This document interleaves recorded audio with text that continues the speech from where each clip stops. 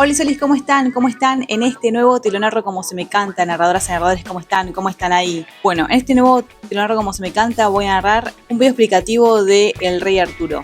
Todo lo que pasó, las batallas, todo. Así que bueno, quédate y si te gusta este contenido, ponle me gusta, compartí, me gusteá, seguime y todo eso que ya sabes. Así que bueno, acá abajo recordá que tenés un botón para seguirme. Así que bueno, empecemos.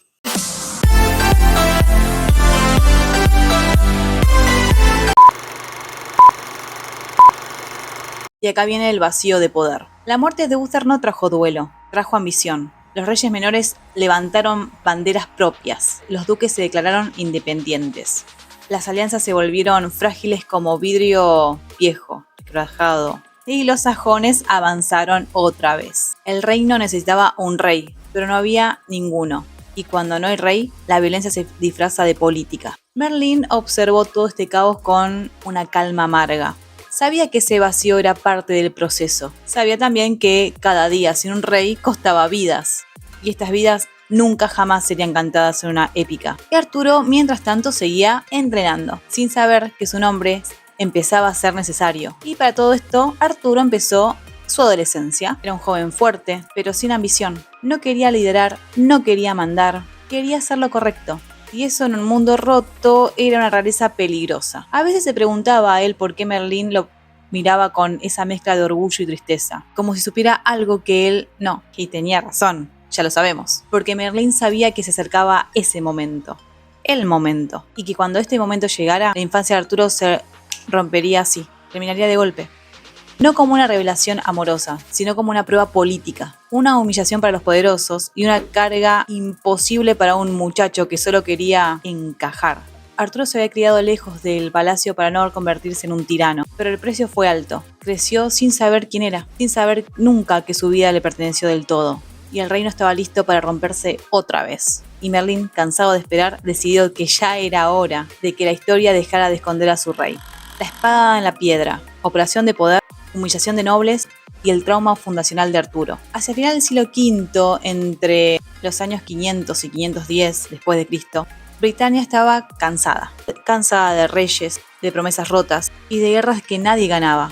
Tras la muerte de Uther Pendragon, el reino no había encontrado todavía equilibrio. Los nobles se encontraban en consejos interminables. Cada uno se creía con derecho al trono. Ninguno lograba imponerse sin provocar una guerra civil. Los sajones avanzaban por el este. Las fronteras eran débiles. Y el pueblo empezaba a perder algo más poderoso que la fe: la paciencia. Y fue ahí cuando Merlín volvió a hablar. No gritó, no profetizó con voz de trueno. Hizo algo mucho más eficaz. Propuso un ritual público. Y esta fue la idea de Merlín. Merlín sabía que no podía imponer a Arturo por la fuerza. Eso lo habría convertido en un tirano precoz. Necesitaba algo distinto, un gesto que pareciera divino, pero que funcionara políticamente. Y así nació la espada en la piedra. Una espada clavada en un yunque de hierro, incrustada en una roca maciza, con una inscripción simple pero brutal: quien saque la espada será el rey legítimo de Britania. No era magia para el pueblo, era un desafío para los nobles, y Merlín lo sabía. El día de la prueba se realizó durante una gran asamblea, probablemente en Londinium o en sus cercanías, donde se habían reunido los principales señores del reino. Estaban todos: duques, condes, guerreros curtidos, hombres que habían montado y sobrevivido. Cada uno estaba convencido de que la espada le pertenecía. Y Arturo no fue para ser rey. Había ido como escudero de Kai, el hijo de Sir Héctor. Eso es importante. Arturo no estaba allí por ambición.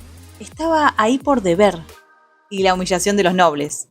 Uno a uno, los señores intentaron sacar la espada. Fallaron, obvio. Tiraron con fuerza, con rabia, con vergüenza. Algunos se excusaron, otros culparon a la piedra y algunos empezaron a murmurar de que todo era un truco. Y Merlín observaba en silencio, porque la espada no estaba ahí en realidad para elegir al más fuerte, sino para desnudar a los poderosos. Cada fracaso era público, cada intento fallido una grieta en la autoridad de esos hombres. El ritual funcionaba, el orgullo empezaba a sangrar. Y acá está la parte en la que Arturo está enfrente de la piedra y la espada. En medio del caos, Kai se había dado cuenta de que había olvidado su espada. Envió a Arturo a buscar una. Arturo corrió. O sea, no dudó, no pensó, solo corrió. Y vio la espada clavada. Inocente. Y este no leyó la inscripción. No entendió el símbolo. Solo vio una espada que nadie estaba usando y que estaba clavada en una piedra, en un hierro. La tomó y la sacó. Sin esfuerzo, sin gloria, sin comprender lo que acaba de hacer, lo que acaba de pasar. Y este es el instante exacto del trauma. Cuando Arturo vuelve con la espada en mano, el silencio cayó en una sentencia. Director entendió primero. Se arrodilló. Y en ese gesto le arrancó la infancia a Arturo. Kai protestó. Los nobles gritaron. Y Merlín dio un paso al frente. Arturo sintió algo nuevo. Un orgullo. Miedo. Porque entendió, de golpe, que ese simple acto había cambiado el sentido de su vida. No había elegido. Y eso pesa más. Y acá la reacción del reino, que los nobles no aceptaron de inmediato. Repitieron la prueba una y otra vez. Y Arturo volvió a sacar la espada cada vez. El rito se volvió insistente, casi cruel. Y cada repetición confirmaba y afirmaba lo inevitable. El poder había cambiado de manos y no había pedido permiso. Merlín observaba a Arturo con una mezcla de emociones. Alivio, culpa y cansancio antiguo. Porque sabía que ese niño no estaba preparado para odiar. Y el mundo lo iba a obligar a aprender. Y Arturo no se sintió rey. Se sintió expuesto. De pronto todos lo miraban, lo juzgaban. Todos esperaban algo de él. Había pasado de ser nadie a ser responsable de todo. Y esa fue su herida fundacional. No la espada, no la corona. La conciencia brutal de que su vida ya no le pertenecía. La espada en la piedra no fue un milagro. Fue una operación política vestida de mito. Funcionó porque humilló a quienes creían mandar. Y eso puso en el trono a alguien que no lo deseaba. Sí, Merlín había ganado. Pero al mirar a Arturo, supo que el precio recién empezaba a cobrarse. Porque el rey que no quiere serlo es el mejor de los reyes. Pero también el más vulnerable. El joven rey. Las primeras batallas y el nacimiento real de Camelot. Arturo fue proclamado rey hacia el 510 después de Cristo. No hubo unanimidad y tampoco alivio inmediato. Hubo silencio y también resistencia, porque aceptar a Arturo implicaba aceptar algo que muchos no aceptaban, que el poder no siempre cae en manos de quienes lo desean.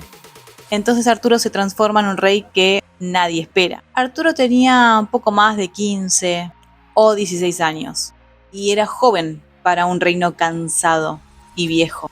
Los nobles lo observaban como quien observa una anomalía, con curiosidad, con desconfianza, con la secreta esperanza de que fracase pronto. Merlín permanecía cerca, pero no intervenía como antes. Sabía ahora que el error debía ser humano, no mágico. Y Arturo cometió muchos errores. El reino al borde de colapso. Sí, el reino estaba colapsando, porque Britania seguía fragmentada. En el este, como siempre, los sajones presionaban sin pausa. En el norte, clanes rebeldes se negaban a reconocer al rey. En el oeste, antiguos aliados de Garlois murmuraban venganza. Arturo sí, heredó un trono, pero sin ejército unificado y sin alianzas firmes. Lo único que él tenía era la espada y la deuda. Primera campaña, unir antes de que defender. Entre los años 510 y 515 después de Cristo, Arturo no marchó contra los sajones. Marchó contra su propio reino. No para destruirlo, sino para mirarse a sí mismo. Convocó a todos los reyes menores, no con amenazas abiertas, sino con una propuesta peligrosa: unidad a cambio de justicia. Algunos se rieron, otros probaron su fuerza. Las primeras batallas internas. La tradición habla de varias escaramuzas tempranas. En el noroeste, Arturo se enfrentó a señores que no querían arrodillarse ante él. En el centro, pequeños grupos probaron su liderazgo. No fueron grandes batallas épicas. Fueron luchas sucias, cortas, decisivas. Y Arturo luchó enfrente. No como el legendario, sino como un rey que sabe que si cae se termina todo. Y eso lo marcó. Porque matar por el reino no se parece en nada a entrenar para defenderlo. Y acá aparece el nacimiento del círculo de la confianza. Fue en estas campañas donde comenzaron a aparecer los nombres que la leyenda convertiría en eternos. Sir Kai, áspero, leal a su manera; Vendivere o Vendivire o Vendiviri, prudente y observador; Gawain, impulsivo pero feroz; y un joven Lancelot, no eran caballeros de cuentos. Eran hombres heridos, contradictorios y bastante cansados. Arturo la verdad que no los eligió por la nobleza. Arturo los eligió porque se quedaron. Y ahora sí Arturo va a la guerra contra los sajones. Una vez asegurada cierta unidad interna, Arturo se giró hacia su verdadero enemigo. Hacia los años 515 y 520 después de Cristo comenzaron las campañas contra los sajones. La tradición enumera 12 batallas, aunque las fuentes varían en fechas y lugares. Y la verdad que no importa tanto el número, importa el sentido, el porqué. Arturo no luchaba para expandirse, peleaba para detener un avance. Cada batalla era un mensaje. Britania ya no estaba sola. La batalla del Monte Badón. El clímax llegó en los años 518 después de Cristo, en la legendaria batalla del Monte Badón. Y no sabemos con exactitud dónde fue, pero sí sabemos qué representó. Los sajones fueron derrotados de manera decisiva, no exterminados, derrotados. Por primera vez en décadas el avance se detuvo. La victoria fue sangrienta. Arturo luchó enfrente y, según la tradición, derribó a enemigos con sus propias manos. Pero cuando terminó, no celebró, porque vio a los cuerpos, vio a sus hombres, vio el precio de la guerra. El rey después de la guerra. Tras Badón, algo cambió. Los nobles empezaron a creer. El pueblo ya hablaba de paz. Y Arturo por primera vez comenzó a pensar en construir, en lugar de resistir. Y acá nace Camelot. Camelot es más que un castillo. No fue solo una fortaleza, fue una idea. Hacia los años 520 y 525 después de Cristo, Arturo estableció su corte en un lugar estratégico, seguro, simbólico. Camelot representaba algo nuevo. Un reino sin quejas absolutas, una mesa redonda, una promesa de justicia compartida. La mesa redonda no fue un gesto decorativo, fue un acto político. Nadie se sentaba en la cabecera, ni siquiera el rey. Y eso para muchos fue más revolucionario que una espada. Merlín sigue observando. Merlín miraba y observaba a Camelot crecer, con una mezcla amarga entre orgullo y temor. Él había conseguido lo imposible, un rey justo, un reino unido, una pausa en la guerra. Pero sabía algo que Arturo todavía no. Los reinos no solo caen por enemigos externos, caen por grietas internas. Y esas grietas ya estaban formándose. Arturo había pasado por mucho tiempo de anónimo a rey de Britania. Había ganado batallas. Había fundado Camelot. Pero todavía no había enfrentado la guerra más difícil, la que se libra entre el deber y el deseo, entre la justicia y el amor. Y esa guerra todavía estaba por empezar. Y ahora vos ya lo sabés. Si ya estás acá con este videazo que hice, ponle me gusta, compartí, suscribite, me gusteá, ponele me gusta, bueno, hace cualquier interacción porque eso me sirve a mí para seguir haciendo videos. Recordá que en YouTube tengo más narraciones, más mitos, más leyendas, entre otras cosas. Yo soy Vero y nos vemos en otro video. ¡Chau!